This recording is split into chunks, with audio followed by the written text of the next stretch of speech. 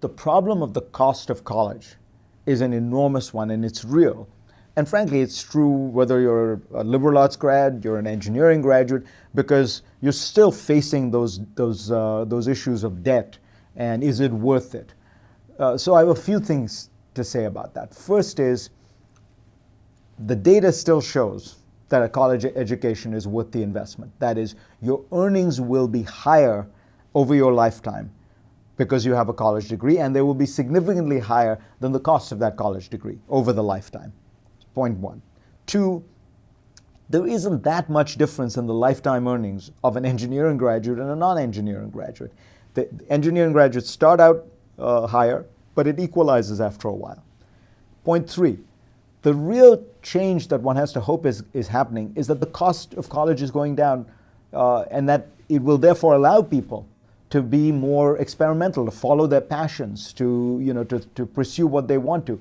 And the cost of college is going down because information technology and the information revolution are finally hitting colleges, finally hitting education. Education is a field remarkably unchanged, basically in several thousand years. And if you think about the way the ancient Greeks taught at schools, a guy would stand up in front of a classroom, teach a bunch of people, and they would listen, and that's really what a college seminar is even today, right? But now it's changing because online education is going to massively change the way in which education is delivered, but also the way it is priced.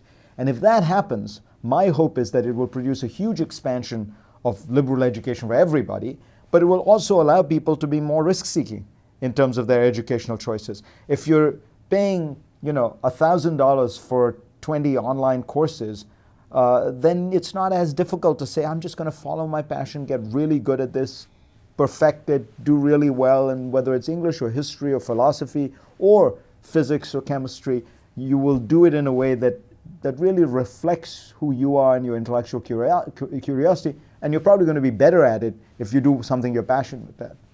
If universities cannot get their cost structures under control, we have a problem no matter what. And the problem is, frankly, beyond the issue of liberal education or it's STEM or engineering. It is just that it is getting to the point where it is unaffordable. We have a problem with two areas of our economy. We have wrung inflation out of every other aspect of the economy in the last 40 years. The two areas where costs have risen several times the rate of inflation for 40 years now are healthcare and education. And they share some similar characteristics. In both cases, the consumer tends to be somewhat price insensitive because they view this as something that you can't put a monetary value on. The customer is not the person actually paying. Often there's a federal government or governmental involvement with lots of third-party payments. So the price signals are complicated and muted. The consumer is not as price sensitive, and that allows for enormous amounts of cost distortion and, frankly, inflation. So I think that in both areas, you're going to see information technology begin to change that dynamic. And if it doesn't happen, look, you can't have education rise at 3 times the rate of inflation for another 30 years. That is simply unsustainable.